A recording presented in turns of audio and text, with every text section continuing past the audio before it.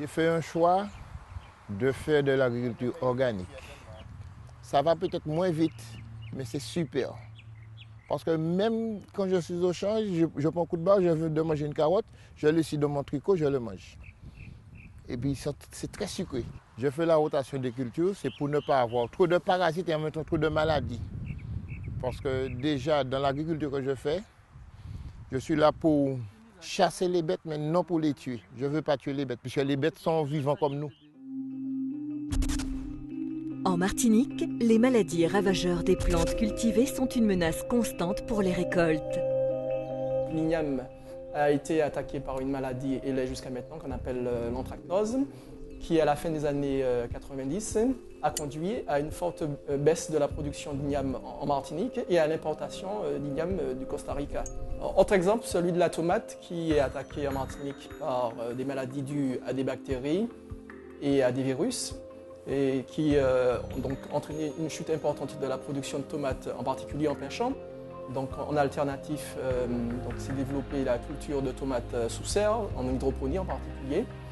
Et aussi, on a vu l'importation de tomates d'autres régions de la Caraïbe.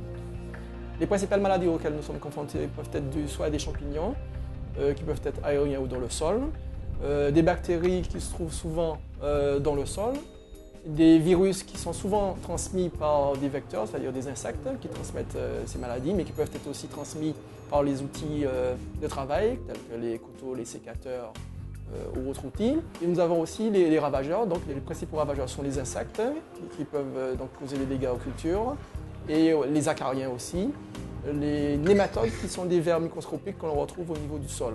L'expertise de l'Afrodon concernant son unité de diagnostic et son labo vert couvre toutes les nuisances causées par ces maladies et ces ravageurs. Le diagnostic phytosanitaire est une étape essentielle pour résoudre les problèmes liés à la santé des végétaux. Il consiste à identifier l'origine de symptômes ou de dégâts sur les plantes. Il répond ainsi à une demande forte des agriculteurs et jardiniers amateurs. Je peux montrer à Christian à quoi ça ressemble pour qu'il puisse déjà avoir l'œil, déjà savoir quel type d'insectes, voir quel type aussi de maladies, de champignons. Le fait de savoir quel type de pathogène, parce que un virus par exemple, on n'a pas de produit pour ça. Donc souvent j'ai pu voir des agriculteurs qui mettaient des insecticides, des fongicides, alors que c'était un virus. Donc ils ont perdu de l'argent, alors qu'il y avait d'autres méthodes prophylactiques à effectuer. Donc d'où l'importance d'un diagnostic phytosanitaire pour déterminer quel type de pathogène présent. Parce que la méthode est complètement différente pour pouvoir s'en débarrasser. Donc pour répondre aux besoins des agriculteurs sur le terrain, l'Afrodon s'est organisé avec le labo vert qui va sur le terrain à la rencontre des professionnels principalement, l'unité de diagnostic fixe qui est située sur le site de l'Afrodon, qui peut recevoir des échantillons à la fois des professionnels, des agriculteurs, des jardiniers amateurs, mais aussi des techniciens de l'Afrodon ou d'autres structures agricoles, comme par exemple les techniciens de la Chambre d'agriculture ou de coopératives agricoles. Mais vu l'état et vu les coupes sur les feuilles, effectivement tu as raison, c'est bien des criquets. Pour les problèmes phytosanitaires, l'Afrodon est le principal interlocuteur des agriculteurs et des jardiniers amateurs. On va faire des recherches par rapport à ça. Quand j'ai un problème, un petit souci de mes cultures, je fais appel aux techniciens de l'Afrodon. Parce que là, je ne peux pas faire une distinction entre virus, champignons ou insectes.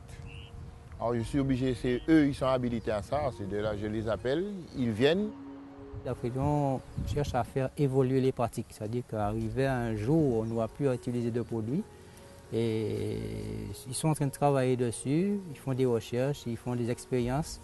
Et pour ça, on collabore afin de parvenir un jour, on va vraiment gérer tous ces problèmes-là de maladie. C'est ça l'avantage que William vienne nous voir sur place. On lui montre directement quels sont les ravages qui sont faits sur les cultures et puis il nous explique quel est le responsable et qu'est-ce qu'il faut faire avec des solutions adaptées, sans produits chimiques, sans pesticides, des techniques naturelles qu'on puisse enrayer ces genres de phénomènes.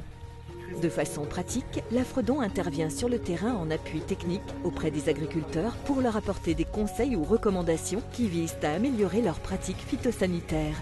Donc le principal problème pour toi, Christian, c'est plutôt encore le problème de flétrissement bactérien que tu as pu voir sur tes tomates. Donc c'est une culture que tu peux malheureusement oublier pendant un certain temps. La bactérie est présente dans le sol, donc pour s'en débarrasser, il faut du temps. Donc je te conseille plutôt de mettre des oignons pays. Okay. Tu fais une rotation très très longue sur cette parcelle. Ça va un peu l'assainir et toujours travailler d'un terrain non contaminé vers un terrain attaqué entre guillemets. Voilà, parce que si tu fais le contraire, tu ramènes toutes les bactéries, tous les pathogènes sur cette culture. Donc les outils de temps en temps, de les décontaminer à la javel ou avec de l'alcool. Donc c'est une méthode qui permettra de diminuer la contamination.